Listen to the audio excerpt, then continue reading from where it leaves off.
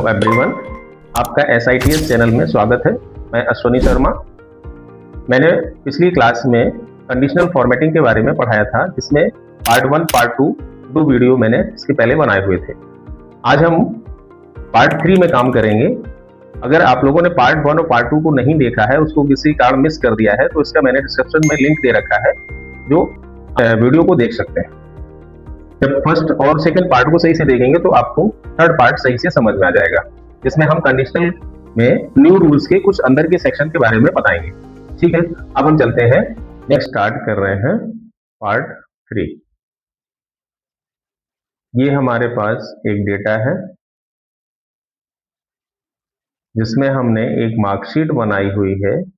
हमें यहाँ पर एक कंडीशनल फॉर्मेटिंग लगानी है, तो टोटल के हिसाब से हमें एक कंडीशन अप्लाई करनी है, और इफ उस कंडीशन के हिसाब से हमें फॉर्मेटिंग अप्लाई करनी है कि जो हम उसको रूल अप्लाई करेंगे उसके हिसाब से उसकी फॉर्मेटिंग बदलनी चाहिए।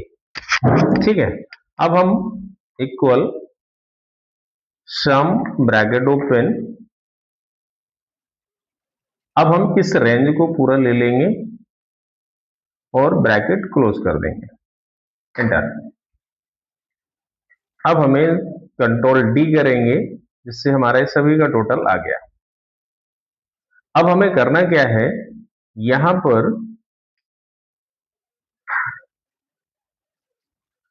हमें रिजल्ट के बारे में टोटल के हिसाब से ये बताना है।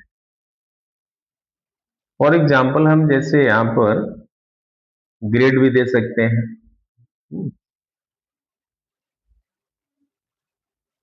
जैसे हमने यहां पर दे दिया ग्रेड।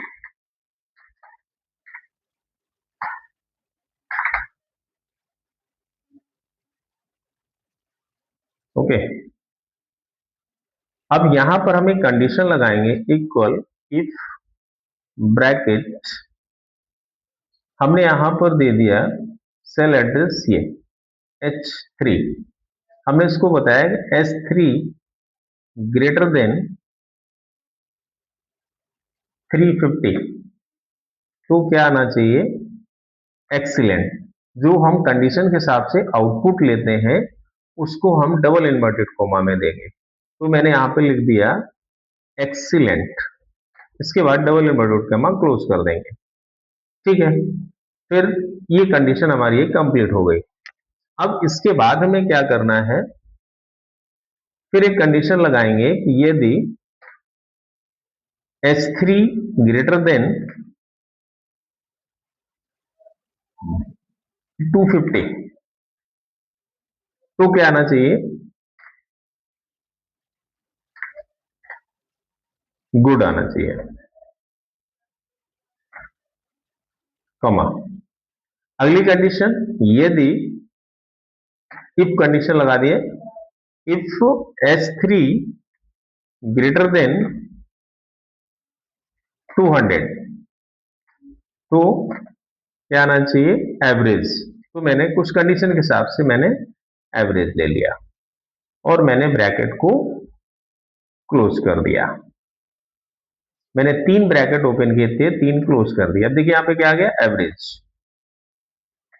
देखिए, ये हमने जिस हिसाब से कंडीशन को अप्लाई किया था उसके हिसाब से हमारा ये आउटपुट आ गया। अब हमें करना क्या है कि यहां पर जो मैंने कंडीशन लगाई है उस कंडीशन के हिसाब से हमको फॉर्मेटिंग भी अप्लाई करनी है। कंडीशनल फॉर्मेटिंग पर जाएंगे, यहां से हम लगाएंगे रूल।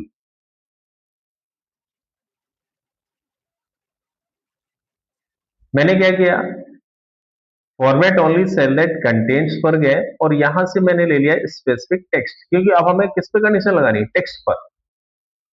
और मैंने यहां पर दे दिया एक्सीलेंट, जो वर्ड मैंने यहां पे लिखा होगा। और जहां पर एक्सीलेंट है उसका कलर कैसा आना चाहिए, ग्रीन, तो मैंने यहां से कलर दे दिया ग्रीन, और ग्रीन के साथ साथ बोल्ड होना चाहिए। ठीक है, अगर हम कलर की फिलिंग भी देना चाहते हैं तो मैंने यहां पे कोई भी लाइट फिलिंग भी दे दी। ओके, अब देखिए इस तरह से आउटपुट दिखाएगा। ओके, देखिए अब हम ये चाहते हैं कि एक ही साथ हम तीनों को कंडीशन अप्लाई कर दें। तो अभी हमने क्या किया, इसकी कंडीशन क्लियर फॉर्मेटिंग कंडीशन को क्लियर कर दिया। अब हम क्या करेंगे, मैनेज रूल पर जाएंगे। अब हम तीनों में रूल अप्लाई करेंगे। तो न्यू रूल पर जाएंगे, format only cell that contains specific text, और मैंने यहाँ पे दे दिया EX, और मैंने यहाँ पे फॉर्मेटिंग में लगा दिया बैकग्राउंड, और फॉन्ट दे दिया मैंने यहाँ पर डार्क ग्रीन, और बोल्ड होना चाहिए। ओके, क्योंकि वो एक्सीलेंट है, वो बहुत अच्छे से हाईलाइट करा दिया मैंने। ओके, एक कंडीशन ही हो गई। अब हमें यहाँ पे गुड पे कंडीशन लगानी, फिर नया रूल लगा दिया मैंने, format only cell that contains और फिर स्पेसिफिक टेक्स्ट, और यहां मैंने लिख दिया गुड। अब इसके बाद क्या करना है हमको, फॉर्मेट पर जाएंगे। अब हमें यहां पर गुड की कंडीशन देनी है। गुड की कंडीशन के लिए मैंने क्या किया, यहां पर मैंने टेक्स्ट ले लिया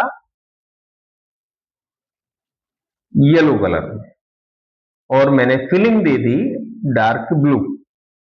ओके, ऐसे दिखेगा। मैंने इसको भी ओके कर दिया। अब हमें कंडीशन किस पे अप्लाई करनी है, एवरेज पर।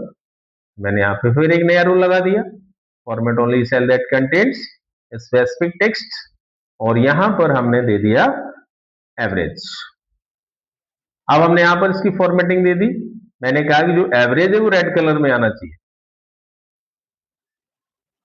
और फॉन्ट का कलर व्हाइट होना चाहिए। ओके ओके ओके, अब हम इसको अप्लाई कर देते हैं। देखिए ये यहां पर हमारी फॉर्मेटिंग हो गई। अब यहां पर अगर एक्सीलेंट हो जाता है, जैसे मैंने यहां पर कुछ नंबर बढ़ा दिए, देखिए गुड हो गया, फिर मैंने और नंबर बढ़ा दिए,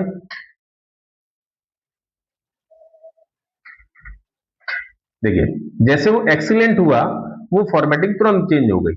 अब यहां पर एक्सीलेंट है, मैंने यहां पे वैल्यू कम कर दी, उसके नंबर्स कम हो गए, तो देखिए गुड में आ गए। वो डिपेंड करेगा मैंने जो कंडीशन अप्लाई की उसके हिसाब से।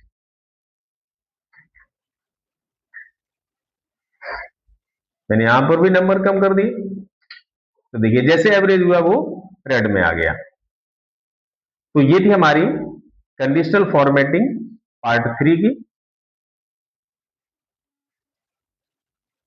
अभी हमारी जो कंडीशंस दी गई हैं, उन कंडीशन के हिसाब से जो मैंने 3 पार्ट तैयार किए, इन पार्ट्स 3 को देखिए।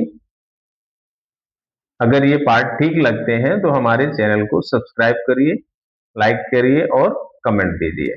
Thank you.